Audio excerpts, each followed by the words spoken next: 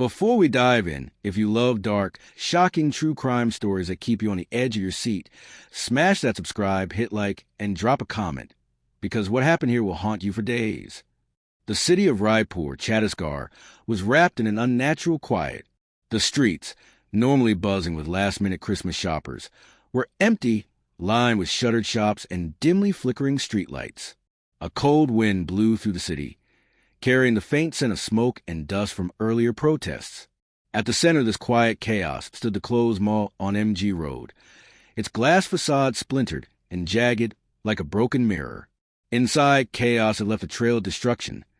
Toppled Christmas trees, smashed ornaments, shredded banners, and shattered glass glittering ominously across the marble floor. The usual warmth of holiday lights seemed to mock the carnage, casting flickering blue shadows across the debris. Witnesses described the crowd, a mob, some said, moving with a strange mix of anger and precision. They weren't simply looters. Their movement suggested purpose. Security footage captured hooded figures smashing decorations and chanting slogans. One video, later uploaded online, showed the crowd circling the central atrium like predators, each swing of a crowbar or fist against a festive display punctuated by the eerie metallic clatter of destruction.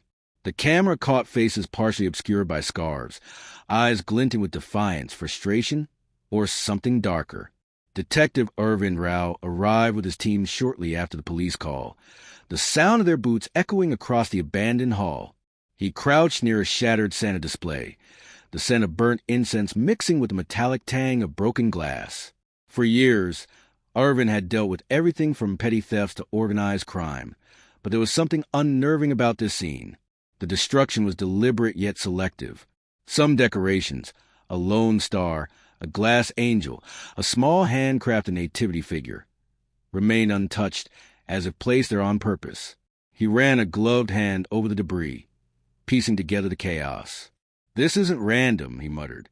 His eyes caught a corner of the floor beneath a fallen wreath. A notebook, crumpled and partially soaked from the sprinklers, peeked out from under the wreckage. Carefully, he pried it open.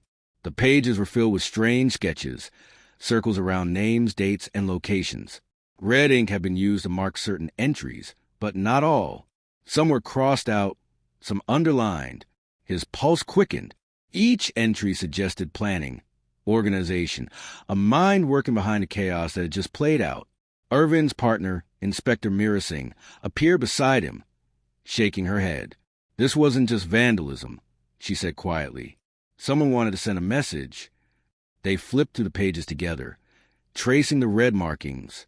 One particular entry stood out, a name that matched a local political figure recently targeted in protests. The implication was chilling. This act of destruction wasn't just rebellion or anger at the mall or Christmas symbols. It was part of a larger, more personal plan. They walked the mall in silence, stepping over broken glass and shattered ornaments. Security footage from multiple cameras revealed more than they had expected. Some mob members seemed to hesitate, looking around as if expecting someone, before resuming their destruction. Others exchanged small packages or envelopes in the chaos. The footage suggested coordination, not chaos.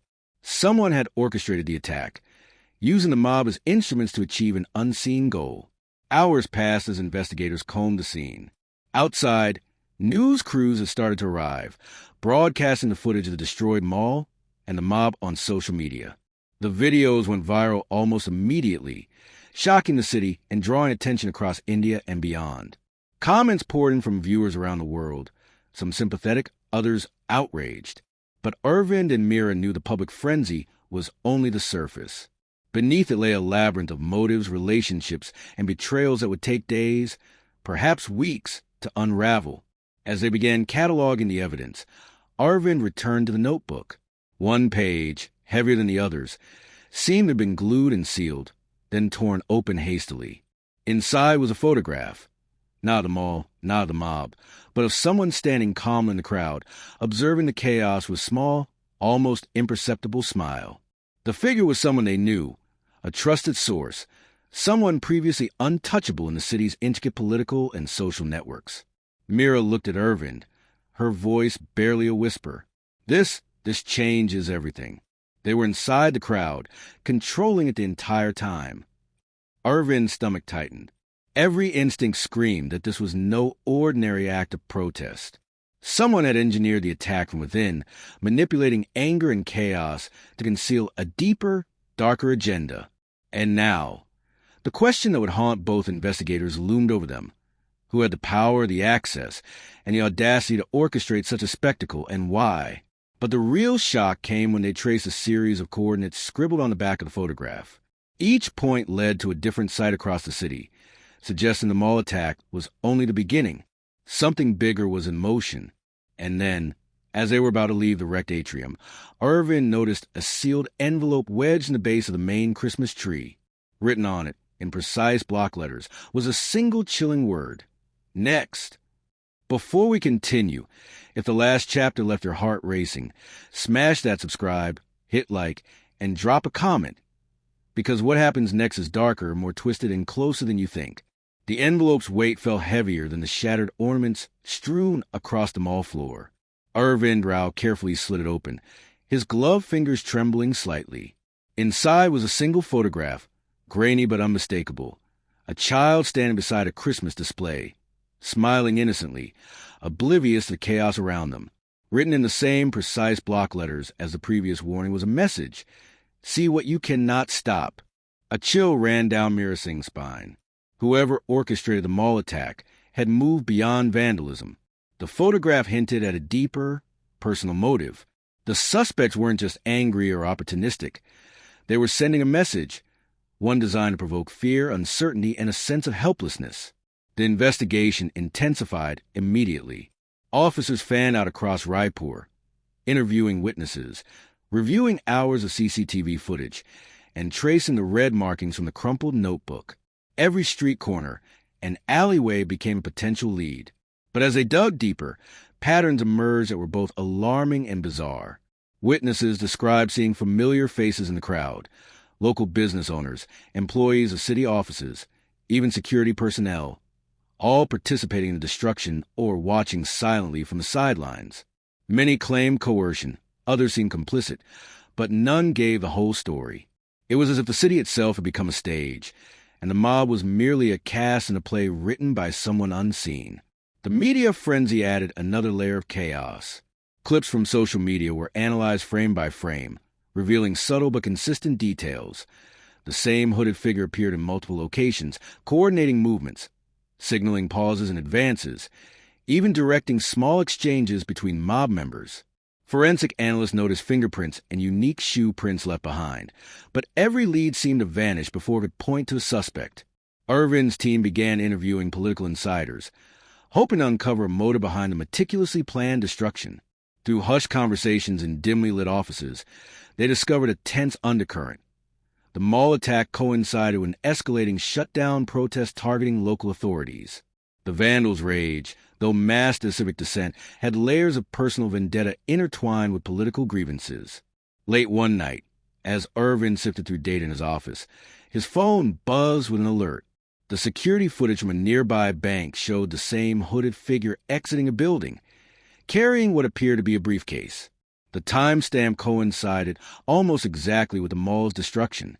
That single moment hinted at coordination beyond a single location, a web of simultaneous actions designed to confuse, overwhelm, and intimidate. Meanwhile, Meera traced the notebook's red markings to addresses across the city, each one linked to public figures, wealthy merchants, or influential families. At each site, investigators found subtle signs of preparation: tampered locks, anonymous messages, minor property damage, and in some cases, empty envelopes left as warnings. The vandals were sending signals that only certain people would understand, a twisted map of control, power, and fear. Tensions rose within the investigation team. Some suggested the mastermind might be someone within law enforcement or city governance, able to manipulate public perception and access resources without raising suspicion. Others feared the mastermind was an external actor, someone exploiting local unrest to settle personal scores. Every new clue seemed to split into multiple interpretations, each more unsettling than the last. Then came the break. A call from a terrified witness led Arvind and Meera to a secluded warehouse on the outskirts of Raipur. The building appeared abandoned, its windows darkened and boarded. But inside, investigators found evidence that made their blood run cold. Maps of the mall and surrounding neighborhoods, photographs of protesters, detailed timelines of local events, and dozens of envelopes labeled with cryptic instructions. The scale of planning suggested months of preparation. As they examined the room, Meera noticed a faint smear on a desk, a fingerprint that didn't match any of the known suspects. Arvind ran it through the database. The result was both shocking and familiar. The print belonged to someone long thought retired, someone whose name had surfaced in major political scandals years ago. But why emerge now, orchestrating chaos with such precision? The night deepened and tension thickened the air. Every clue, every lead, every footprint pointed toward a larger conspiracy, yet the picture remained incomplete. Somewhere in Raipur, the person controlling the mob, directing destruction and sending cryptic threats continued to move freely, observing the chaos unfold like a maestro of terror. As the investigator prepared to leave the warehouse, a small envelope fell from a shelf, unnoticed until Meera's foot brushed it. Written in the same block letters, the message inside was unmistakable. You're closer than you think, but one step wrong and you'll lose everything. Arvind held the note in his hand, eyes narrowing. The threat was clear, the mastermind confident, and the investigation now personal. Every step they took from this point on could trigger another act of destruction, another wave of fear, or worse. The city slept uneasily, unaware that the shadow control had already shifted to unseen corners, plotting the next move. And in that silence, the detectives knew one terrifying truth. The real game had only just begun. Before we reveal the final twist, hit that subscribe, smash the like, and drop a comment, because what comes next will make you question everything you thought you knew about this case. The city of Raipur remained under a tense veil of anticipation. Streets were quieter than usual, security heightened, yet the mastermind moved unseen, orchestrating chaos with chilling precision. Detective Arvind Rao and Inspector Meera Singh pored over every shred of evidence they had collected. CCTV footage, red-marked notebooks, cryptic envelopes, an elusive fingerprint trace of a retired political strategist. Every lead pointed to a labyrinth of control, manipulation, and long-buried grudges. The breakthrough came unexpectedly. A call from a local informant described a secret meeting in an abandoned factory on the city's outskirts. Arvind and Meera arrived under the cover of night, vehicles hidden behind shipping containers, flashlights slicing through the darkness. The air was thick with dust and tension, and a faint smell of smoke hinted at prior activity. Inside, walls were scrawled with names, dates, and coded symbols, a map of vengeance that connected the mall, local authorities, and influential families. It was the nerve center of the chaos. As they advanced, a shadow detached from the corner of the factory. The figure moved with calm precision, a face partially concealed, yet unmistakable. It was a mastermind, the retired strategist, who had returned from obscurity not for profit, but to rewrite the city's power dynamics through fear. He smiled thinly, almost mockingly, aware that the detectives were finally closing in. "What do you want?" Arvind demanded, his voice steady but edged with anger. "To remind the city," the mastermind replied, voice low, controlled, "that chaos is only the surface. True control comes from what people fear but cannot see." The confrontation escalated rapidly. Guards, loyal and trained, emerged from shadows, forcing a tense standoff. Shots rang out, glass shattered, and the detectives ducked behind crates, adrenaline surging. Amid the chaos, envelopes were scattered across the floor, each containing threats, warnings, and photographs of vulnerable citizens. The mastermind had engineered fear on a scale far larger than anticipated. Yet, in the midst of danger, Meera noticed a small, overlooked detail. One envelope differed from the rest. It bore no threats, only a single line.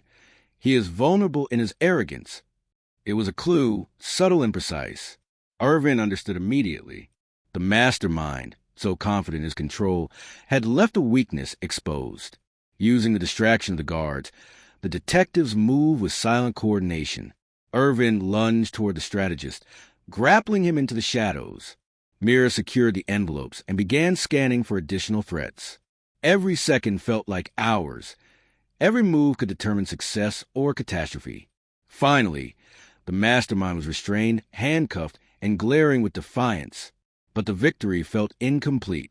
As the team secured the scene, Arvind flipped through the red-marked notebook once more. Hidden behind a false page was a new set of instructions, plans that extended beyond Raipur, targeting other cities, other events, carefully orchestrated to erupt over the next weeks. The strategist had underestimated no one. His reach was terrifyingly long. And then came the most chilling revelation.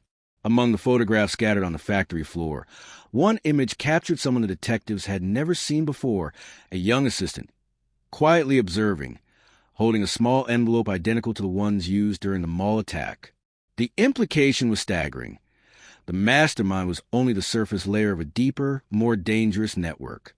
Someone else was waiting in the wings, ready to continue the terror once he was gone. In the aftermath, the city slowly began to rebuild.